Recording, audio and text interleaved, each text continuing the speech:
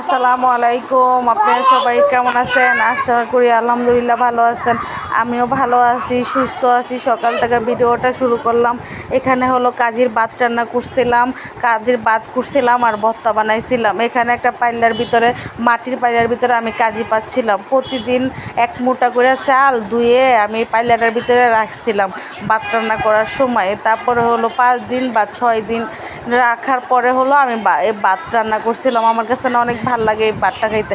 আবার যাও রান্না করে, ভাতও রান্না করে। আমি ভাত খাইছিলাম রান্না করে, একটু চুটকি চুটকি লাগছে ভাতটা, আমার কাছে অনেক ভাল লাগছিল। এটা মাল গেলে ফেলবো, মালটা গায়ে এখন ঠিকা দিব। এটা ঠিকা দেওয়ার পরে হলো ভর্তা বানাইছিলাম। এখানে হলো আলু ভর্তা বানাইছিলাম, কালিজিরা ভর্তা বানাইছিলাম, চাপা শুটকির ভর্তা বানাইছিলাম, খাওয়া দাওয়া শেষ করে তারপর দুপুরে রান্না করতে চলে আসলাম। রান্না আজকে ভাইলা মাছ রান্না করব, ভাইলা মাছ দুন্দুল দিয়ে রান্না করব। এখানে হলো আমি পেঁয়াজ কুচি দিয়ে দিলাম, পেঁয়াজটা সুন্দর করে আমি কাইটে রাখছি। একটা কড়াইয়ের ভিতরে তেল দিয়ে দিলাম পরিমাণ মতন, তারপরে পেঁয়াজটা কুচি করে রাখছি এটা দিয়ে দিলাম। তারপরে হলো এখানে আদা রসুন বাটা দিয়ে দিব। আমার ছেলেটা আবার কান্না করতেছিল পিছন দিয়ে, আর গ্যাস তো 9টা বাজে চলে যায়। এত সমস্যা গ্যাসের হলে ভালো লাগে না। এখানে পানি দিয়ে দিলাম। আর বাইলা মাছটা অনেক সুন্দর লাগছিল, আমার কাছে তো অনেক ভালো লাগে বাইলা মাছ দুন্দুল দিয়ে। বাইলা মাছও নরম, দুন্দুলও নরম। এখানে পরিমাণ মতন আমি আদা রসুন বাটা দিয়ে দিচ্ছি। আদা রসুন বাটার পরে হলো আর কোনো ফুড নিতে পারি নাই। এখানে হলো আমার ছেলেটা কান্না করতেছে। এখানে হলুদের গুঁড়া দিয়ে দিলাম, মরিচের গুঁড়া দিলাম, তারপর ধইনা গুঁড়া দিলাম, দিয়ে সুন্দর করে আজকে তেল একটু কম পড়ছে, তাড়াতাড়ি রান্না করতে হচ্ছে না যে আমি দুন্দুলটি কাইটা সাইডে রাইখা দিছিলাম। এখানে এটা কষানো হয়ে গেছে। কষানো হওয়ার পরে আমি দুন্দুল এটার ভিতরে অ্যাড করে ফেলবো। অ্যাড করার পরে অনেক পানি উঠছে, দুন্দুলে অনেক পানি ওঠে।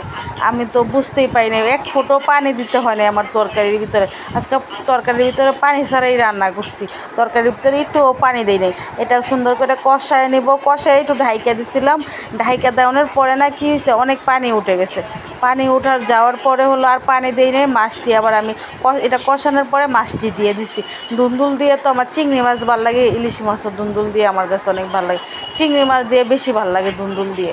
এখানে এটা সুন্দর করে কষাবো। কষানোর পরে হলো 5-6 মিনিট কষাইয়ে তারপরে হলো আমি মাছটা এনে অ্যাড করব।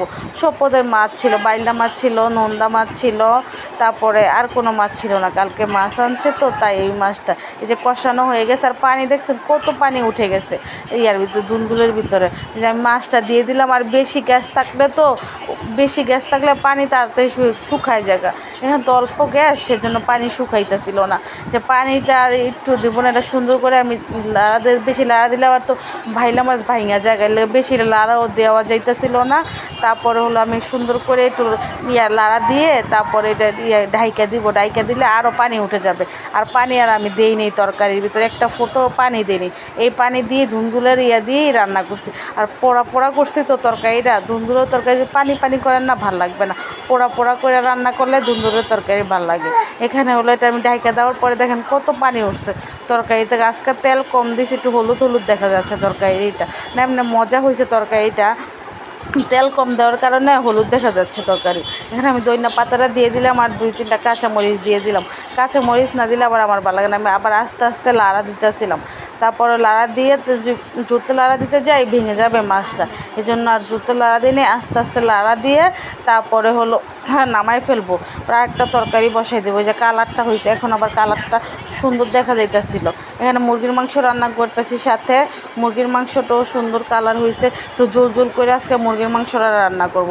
জিরার ফাঁকি দিয়ে দিলাম 2 চামচের মতন। জিরার ফাঁকি দিয়ে তারপরে হলো 5 মিনিট পরে নামাই ফেলবো।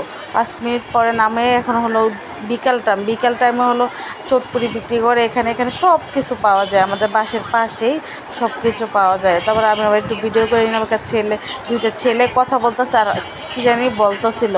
তারপর আবার আমি আবার একটু ভিডিও করে নিলাম। ভিডিও করে চটপুরি ভটপুরি বিক্রি করে, এখানে সব কিছু পাওয়া যায়, অনেক ভালো লাগে এই রাস্তাটা।